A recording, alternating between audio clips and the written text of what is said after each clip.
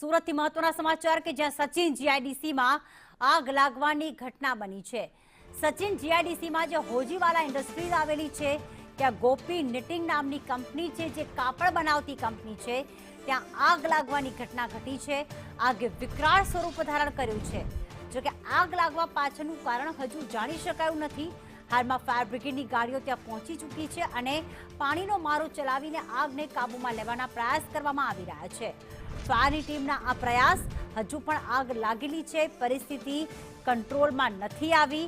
આગે વિકરાળ સ્વરૂપ ધારણ કર્યું છે કારણ કે કાપડનો જથ્થો હોવાથી આગ વધુને વધુ ફેલાઈ રહી છે અને આગને રોકવાના પ્રયાસ, તેને કાબૂમાં લેવાના પ્રયાસ જે છે હાલમાં ફાયરની ટીમ દ્વારા કરવામાં આવી રહ્યા છે। હજી સુધી કોઈ જાનહાનિના સમાચાર નથી મળ્યા, પરંતુ ફાયર બ્રિગેડની ગાડીઓ દ્વારા સતત પાણીનો મારો ચલાવવામાં આવી રહ્યો છે। જયેન્દ્ર મારી સાથે લાઈવ જોડાઈ ચૂક્યા છે। જયેન્દ્ર, હાલમાં કેવી પરિસ્થિતિ છે?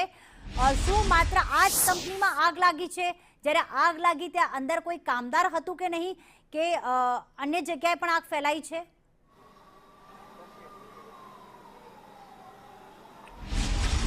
જી પ્રીતિ, સચિન હોજીવાલા વિસ્તારમાં આપણે સીધા દ્રશ્યો જોઈ શકાય છે કે સચિન હોજીવાલા વિસ્તારની જે ગોપીનાથ મિલ આવેલી છે ત્યાં આગ લાગી છે અને તમે હાલ જે પ્રકારે સીધા દ્રશ્યો જોઈ શકો છો કે હાલ પણ આગ કાબુ છે અને ફાયર વિભાગ દ્વારા સતત પાણીનો મારો ચલાવી આગ ઉપર કાબુ મેળવવાનો પ્રયાસ કરવામાં આવી રહ્યો છે। હજી સુધી એક જાણવા નથી મળ્યું કે અંદર કોઈ ફસાયું છે કે નથી ફસાયું, પરંતુ હાલ તો ફાયરના જવાનો આગ ઉપર પાણીનો મારો ચલાવી આગ ઉપર કાબુ મેળવવાનો પ્રયાસ કરવામાં આવી રહ્યો છે।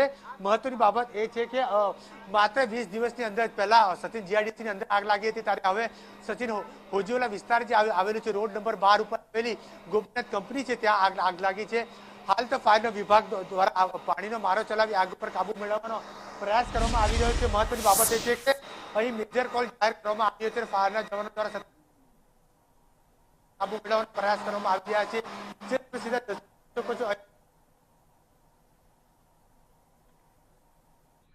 તો આ એક્સક્લુઝિવ દ્રશ્યો સંદેશ ન્યૂઝ પર આપ જોઈ રહ્યા છો।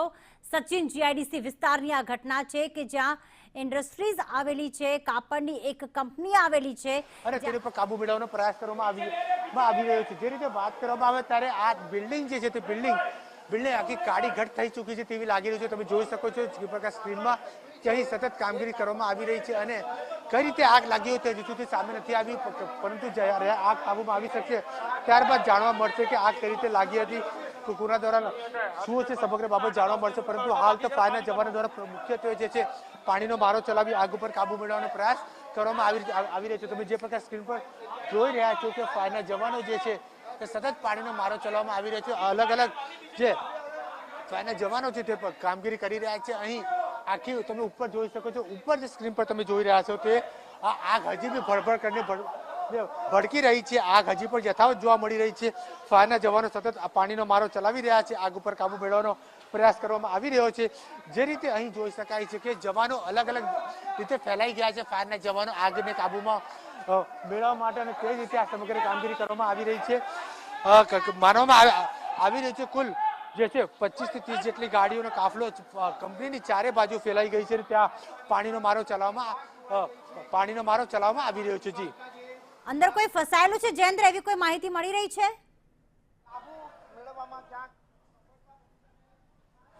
જી બિલકુલ કે એવી હજી સુધી માહિતી નથી મળી કે અંદર કોઈ ફસાયું છે કે નથી ફસાયું, પરંતુ હાલ તો જે છે આગ યથાવત જોવાઈ રહ્યું છે, પાણીનો મારો ચલાવવામાં આવી રહ્યો છે, પરંતુ અંદર કોઈ ફસાયું નથી તેવી માહિતી નથી મળી। ફાયરના જવાનો કામગીરી કરી રહ્યા છે।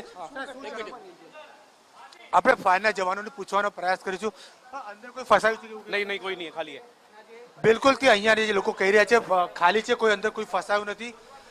સર, કયા પ્રકારની કામગીરી કરવામાં આવી? अभी फायर फाइटिंग चालू है।